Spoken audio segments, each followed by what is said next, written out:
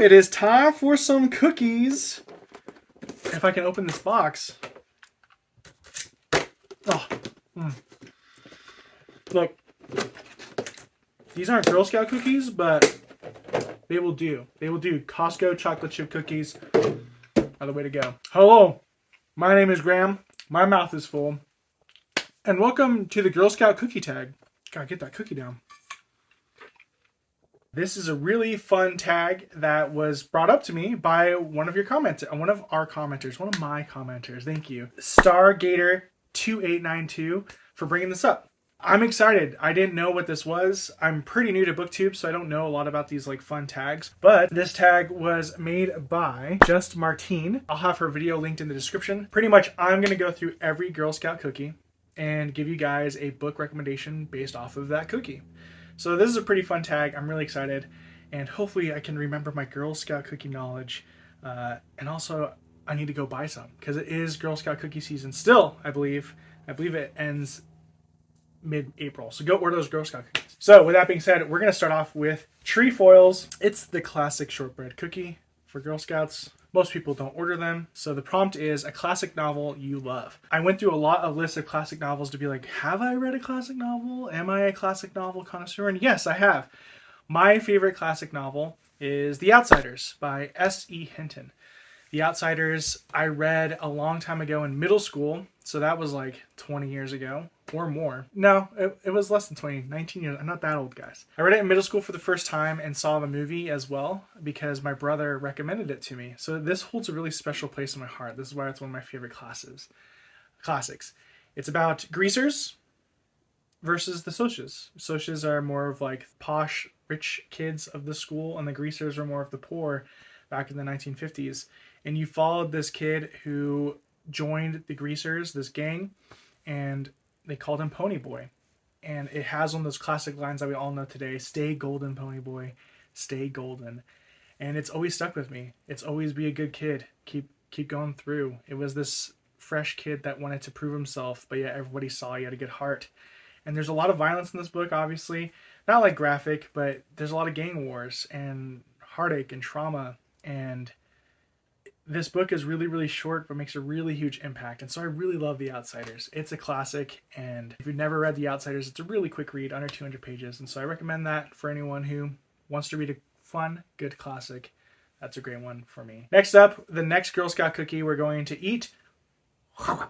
Lemon Ups, crispy lemon flavored cookies. Not a huge fan of Lemon Ups, but I do like where they're going with the topic with it.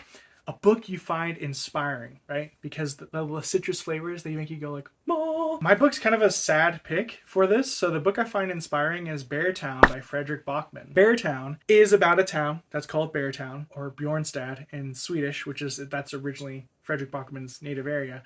But Beartown is about this small town that has a hockey team. It's all about hockey. And these kids on this hockey team are doing really, really well. And the town's economy is kind of built upon that hockey team's ability to accomplish things. But then something tragic happens. One of the main characters you follow, his name is Peter. And this is the part that's inspiring. He's a dad and like the main owner of the hockey club, or like the CEO of the hockey club, the one making all the directions. And he has a daughter. And one of the players on the hockey team, unfortunately, does something with his daughter. We'll just go there. It's bad. It's bad. If you have trigger warnings, I highly recommend reading those before you jump into the book. But something happens to his daughter from the star player, and Peter has to make a decision. Do I kick off the star player and make the whole town mad at me, or do I side with my daughter and go through it together, the hardship that will follow? Because that's the small town mentality. And as the good dad that he is, he chooses to believe his daughter and go all the way through with it. And it's just, as soon as that part happens, I know that's kind of like spoilery or triggering or whatever. As soon as that part happens in the book, which is probably like midway through or near the beginning, the dynamic of the whole story changes, of decisions being made. This book is from many different perspectives. And the inspiring part is just humanity. At the end of the day, there's people that are going to make different choices, but there's also going to be a part that makes them come together and figure things out together. And so there's a lot of hardship and hardness in this book. Maya, who's the girl, I believe that's her name. It's been a minute. goes through her own hardships that are really, really complicated, and you are empathetic with her. Peter's making tough choices. Peter's wife decides like she needs to go make sure she has a good job for the family. And so there's all these decisions that are just human. And it's inspiring because I just love humanity and how we're able to overcome really difficult things. And I just love Peter as a dad, the way he was able to take that and choose the hard choice, not the easy choice, to make his family matter to him the most. And it's just great. It's a great story. It's a great trilogy. It's the beginning of a series. And man, I love that book. So yeah, that's prompt number 2, Lemon Ups. Prompt number 3 is my namesake, s'mores. S'mores. My namesake because Graham sandwich right there with the marshmallow and the chocolate. I love it. So s'mores, what do they remind you of? Campfires, roasting over an open fire, whatever. A comforting book. What is something that comforts you? And so my pick for that is Tress and the Emerald Sea by Brandon Sanderson. Why? Why do I pick Tress and the Emerald Sea by Brandon Sanderson? Well, it's comforting because it's a very fun adventure and easy to read.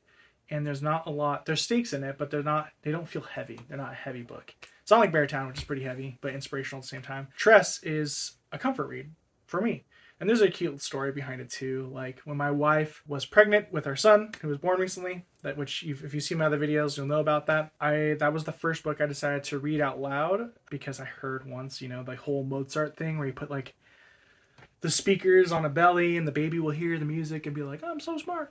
I was like, what if I just read to your belly? So I was just sitting there reading Trust the Emerald Sea because I just finished it. And so I was reading it again, and it just was, again, really fun and loving, and I was falling in love with the characters.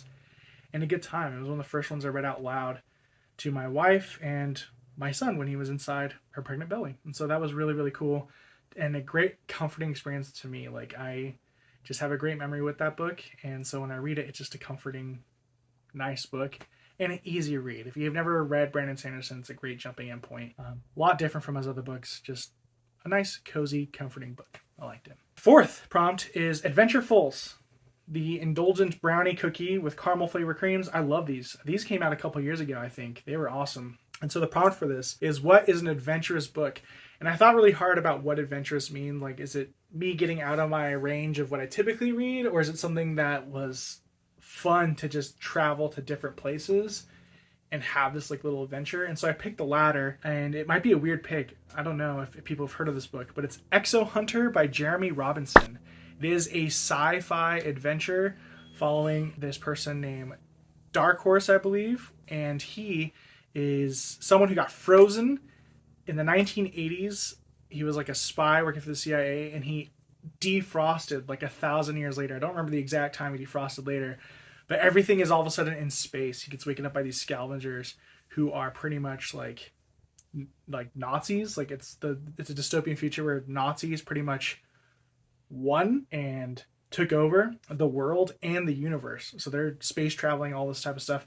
And so he decides to be a exo hunter, which is someone who finds planets to really find his frozen crew that got frozen with him. And so you're traveling with Dark Horse, is what we'll keep calling him. And he goes these different planets that are just zany and weird, and there's twists and turns, and it's almost like a mystery sci-fi novel that's just a lot of fun. I had so much fun with this book. It was a blast, just the way the world was explained, and there's actually music that's involved with it too, like a soundtrack going on, because a lot of media has been erased, and so he still has this classic stuff to listen to, because there's like this whole database he could get into. And it's really, really good to be able to hear the songs and think about them while the scene is playing out. It's really fun and a good adventure, fun pick. So I recommend Exo Hunter if you just want to have a great time. It's a really fun read. I need to read more of his series, Jeremy Robinson's. Apparently, he has so many different novels that they eventually like collide, like a Marvel Cinematic Universe thing. And they're all different type of genres. So I have to read them and figure it out. That'd be really cool to get on my bucket list and go through there. So I recommend it. Prompt number 5, and my least favorite cookie. You're going to hate me for this because it's a fan favorite. Samoas, the coconut caramel cookies that kind of have a hole in it. Don't like them. Don't know why. So the prompt is a book that blends 2 or more genres together. And so I picked In the Lives of Puppets by TJ Klune, connecting romance, fantasy, fairy tale, sci-fi, all in one. Pretty much, maybe more fairy tale more than fantasy. It's a retelling of the Pinocchio story, except it's based in the future. Again, love that sci-fi stuff. Based in the future, and instead of a wooden puppet, it's the last human traveling through the world, and everything else is a robot or a puppet. So it's kind of like this reverse Pinocchio, and it's interesting because he has that human heart, and robots shouldn't have human hearts, and there's a whole storyline involving that. TJ Klune, I don't know if you've ever read any of his books, but he is a phenomenal author that really hits your emotion strings with single story. I think every single one of his books, The House in the Cerulean Sea, Under the Whispering Door, and The Lives of Puppets are the three that I've read. They all have very similar colors. They all are very, very good, and I'm pretty sure I've given 5 stars. I think they're phenomenal to read. They're phenomenal to listen to, and they're one of those like happy, sad cry books. Like you get sad and you get happy and you cry. They're very emotional and very well written. I love TJ Klune and his stories. But The Lives of Puppets, for me, is the perfect blend of the genres because I was so intrigued by the main character. It was the first time where this character felt more of the controlling factor of the story. It's a little bit different from In the Cerulean Sea and Under the Whispering Door. They are reacting to what's happening to them, while in The Lives of Puppets, the main character is actually going out and has a goal and a task, and is of course reacting to the world, but is more in control of their destiny, which I love. I think is amazing, and it's a really great story, and it's a great fusion of the two genres. So check it out if you haven't already. It's awesome. Do-si-dos is the 6th prompt. Oatmeal sandwich cookies with peanut butter. I've never had a do-si-do, I don't believe, and so it has a great name. This prompt makes sense, though. Either a book you love that everyone seems to hate, or a book you hate that everyone seems to love. And so I'm going to go with the latter. The book I hate that everyone seems to love is going to be what I give to you, and that is, this will be the first one I kind of grab right here, because I know exactly where it's at. The Breakfast of Champions by Kurt Vonnegut. It's a classic. It's a classic novel. People love The Breakfast of Champions. It is a classic type story. It is known as a classic. It just didn't vibe with me. And to be able to iterate that or explain why I don't like this book and everyone else seems to like it is actually a quote from the book itself. Part in here where Kilgore Trout, who is like the main character, checks out a realistic book from the library and he returns it almost immediately. And the librarian asks him why he doesn't like it. And he says, I already know about human beings. And that is this book in a nutshell. This book is satirical and points out our flaws as human nature and points out human nature in general and what we act like. I'm human. I understand this book, and it just kind of got boring and irritating. It's like, yeah, I agree with you. I think it's supposed to be like politically polarizing for you to be able to think a certain way, maybe. I don't know. I don't get it. I know everything that's in this book. It's not that interesting. I don't really enjoy this humor either, where it's like, look at this. Here's a drawing. I just didn't like it. I didn't enjoy it. It wasn't vibing with me at all. So, read it, hated it, finished it. There you go. That's my choice for book I hate that everyone else seems to love. There we go. Last but not least is Thin Mints, the classic mint chocolate chip cookie. I've told you a lot of my favorite books already. It's hard to pick what this is. That's the prompt. It's one of your all-time favorite books. And the one I want to recommend is one that doesn't get talked about enough, I believe. Nobody really talks about it, but it's the book I have let people borrow the most. That's why it's not here. And that is Damnation Springs by Ash Davidson. It's a debut novel by her, and it's an interesting take. It's like a historical fiction almost take on the logging in the redwood forest in Northern California and the harm that it was causing. It follows a family who has a son named Chubb. I believe the dad's name was Rick, and I forget the wife's name. It's been a minute since I read it. But pretty much they're going through this, and Rick is a logger. He's part of the people that are causing this terrible stuff in climate change and what's happening to the forest. They're spraying pesticides to get rid of the weeds so they can easily access trees, and those pesticides are hurting animals and hurting humans as well that live in this small town. And while the logging company wants to do more logging, Rick also decides to spend tons of money on this land so that he can have future profits with the logging company.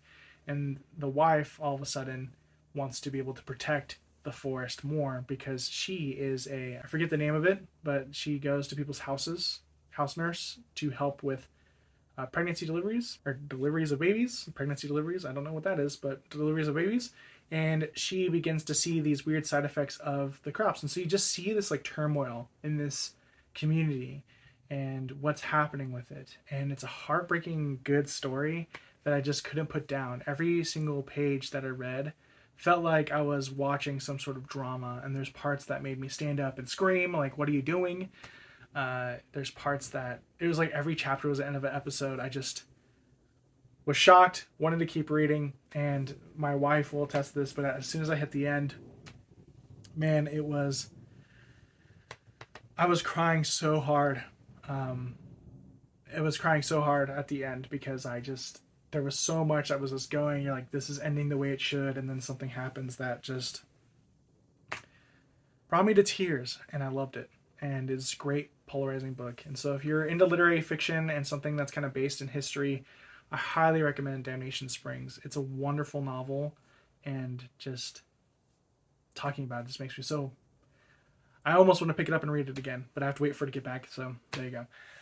That being said, last but not least, we have one more prompt, and it's a fun one. It's a fun one. I told you my favorite book. Now we're going with Tagalongs. Tagalongs are these peanut butter chocolate cookies that look like this, and this one is just tag some fellow booktubers that I want to see do the Girl Scouts cookie tag. Like I said, I'm pretty new here. I've had a few booktubers that have reached out to me and really supported the channel early on, and I'm really grateful for them. And so I want to go ahead and tag basically Netta. I think you would do great at doing this challenge. I want to see what you have to say. Marissa Thoman, I think you'd also do great at this challenge. Love your channel and everything you're doing. And Paul Toddkill. Paul Toddkill is fairly new as well. I think he joined around the same time as me. And go give him some love because he's very, very thorough in what he's saying. All of these YouTubers are very knowledgeable, way better than I am most likely at what they're saying and talking about. Guys, I hope you enjoyed the Girl Scout cookie tag as much as I did. I hope you learned a little bit more about me and what type of style of books I have. I kind of have half fantasy, half literary fiction. So what's your tags? What's your favorite book? What would you write for this if you were making a video? Or make a video and tag me in it. I would love that. I hope you guys have a fantastic day. And as always, toodles.